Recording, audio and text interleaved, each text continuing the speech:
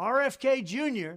is a Democrat plant, a radical left liberal who's been put in place in order to help crooked Joe Biden, the worst president in the history of the United States, get reelected. A lot of people think that Jr. is a conservative. He's not. He's more liberal than anybody running on the Democrat side. A vote for Jr. would essentially be a wasted protest vote that could swing either way, but would only swing against the Democrats if Republicans knew the true story about him. Jr. is totally anti-gun, an extreme environmentalist who makes the Green New scammers look very conservative by comparison. A big-time taxer, he wants to tax you.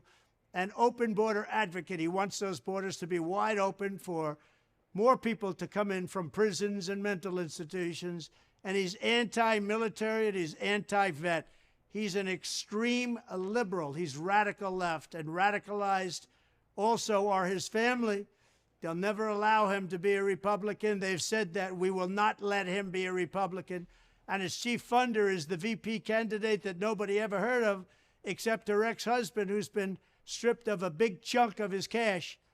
And he knows exactly what she's all about. She's even more liberal than RFK Jr. She puts herself down as a businesswoman or maybe a doctor, and actually she probably is, because she did a hell of a big number on the husband. That's her business. I guess you could say that she's right, however, because what she's done is given a lot of money to the Democrat causes and the ultra-liberal causes. She's going to be a big hindrance, because when people saw that she was selected, they realized that Jr. was indeed a radical left. She's more liberal than Jr. by far. Not a serious person, and only a pot of cash to help her get her no-chance candidate on the ballot is what got her there in the first place.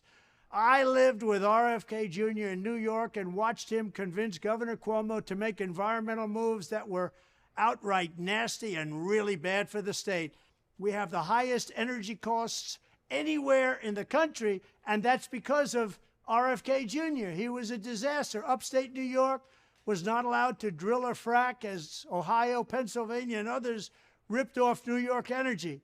Because of this, prices have skyrocketed all over that part of the country, and frankly, it's affected New England, it's affected everybody. But all of this was the policy of RFK Jr. He doesn't want any drilling whatsoever. He doesn't want anything. He wants everything to come to a halt, and you'd find that out.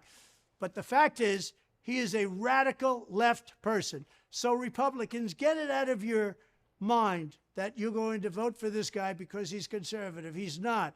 And by the way, he said the other night that vaccines are fine. He said it on a show, a television show, that vaccines are fine. He's all for them. And that's what he said.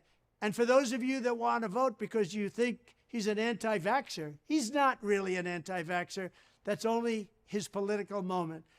He said it the other night. He's okay with the vaccine. Their energy costs are the highest in the United States, in New York State and New England, because of this guy, with the exception of California and Gavin Newsom, who's the worst governor in the state's history and one of the worst governors in the history of our country.